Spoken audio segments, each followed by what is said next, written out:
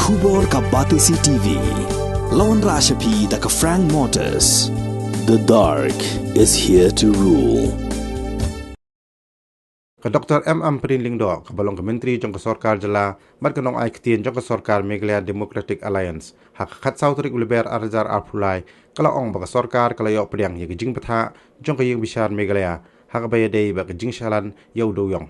Ka Ïingbishar Meghalaya haiku dangsyan kala hukum ban pahara hado 10% kipulit jong ka Central Industrial Security Force, nakabenta ban perking yaga Shalan bean Dewïong hadian bakamshim ladan syu ka Shanya hakipulit jong ka jala. We are looking at the possibility of quickly putting in place the infrastructure that is required to ensure that this is done at the earliest. So, more or less, the one-time briefing that I've taken shows that a lot of work has been done. Now we just have to make sure that we take this through and make sure that every department that has been assigned to me should perform.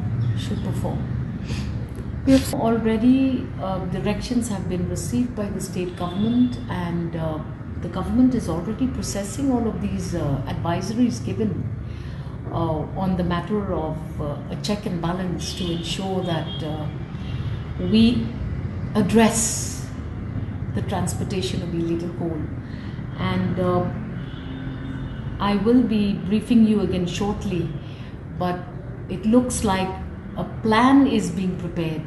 We hope that we will be able to match the expectations of these orders, because this is a long drawn battle in the state of Meghalaya, and this has been one reason why Meghalaya has always been perceived engaging in an illegal activity. So we will try our best. In fact, state government, the Honorable Chief Minister, in his leadership, we are going to be looking at the probable situation where we must also try to ensure that this area of